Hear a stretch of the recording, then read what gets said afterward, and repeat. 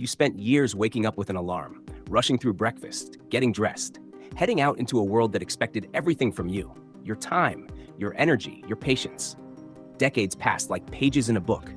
You worked hard, built a home, raised a family, and gave more than anyone ever knew. But then one day, the alarm clock went silent.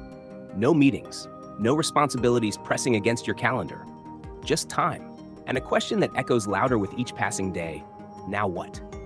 You thought retirement would feel like freedom, and in some ways it does.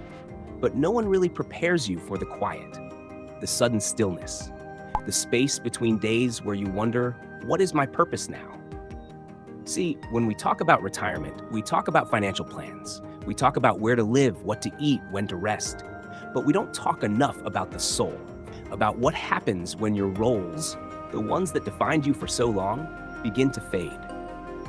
Who are you when you're no longer the manager, the worker, the provider, the caretaker? When the world no longer needs you in the same way, but your heart still longs to give, to matter, to belong? That's the real question. And the beautiful truth is this: purpose doesn't retire. It might shift, it might whisper instead of shout, but it's still there, waiting for you to notice. Because purpose isn't just found in careers. It's not about titles or salaries or schedules. It's about what makes you feel alive, what lights a spark inside you, what pulls you out of bed in the morning, not because you have to, but because you want to. So, how do you find that? How do you rediscover purpose after a lifetime of giving it away? Start by looking inward. Ask yourself gently, what have I always loved but never had time for? Was it painting, music, gardening, storytelling? Maybe it was helping others, or simply listening. You've collected wisdom for decades, wisdom that the world desperately needs. Your experiences, your failures, your quiet victories, they're lessons someone out there is waiting to hear. What if your purpose now is to mentor, to teach a child how to tie a fishing line, to share your stories with those who never knew the world before smartphones, to volunteer at a shelter, or just be a warm, reliable presence in someone's lonely week? You don't need a grand mission. Purpose can be found in the smallest things, like writing letters, baking cookies for neighbors, or planting seeds that you may never see bloom. And don't forget, it's okay if your purpose is simply to enjoy, to rest deeply, to travel slowly, to learn something new, to laugh until your sides ache. That, too, is holy. This season of life, retirement, isn't the end of your story. It's a new chapter, a slower, richer, more meaningful one. A chapter where you get to choose how the rest of the book is written. You are not done. You are becoming. Still. Again.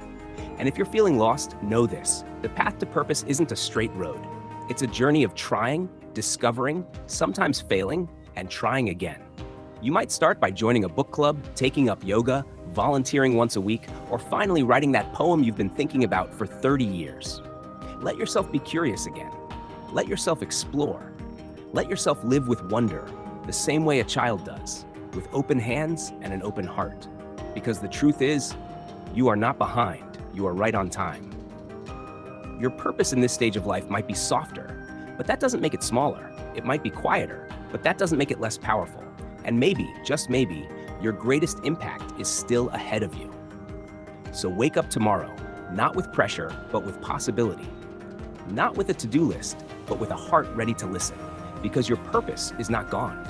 It's just waiting for you to notice, to reach, to begin. And remember, the most beautiful days of your life may still be waiting to be lived. This is your time, not just to rest, but to rise. Thank you for sharing your time with Evergreen Wisdom. If this touched your heart today, please consider liking, sharing, and subscribing for more meaningful reflections like this.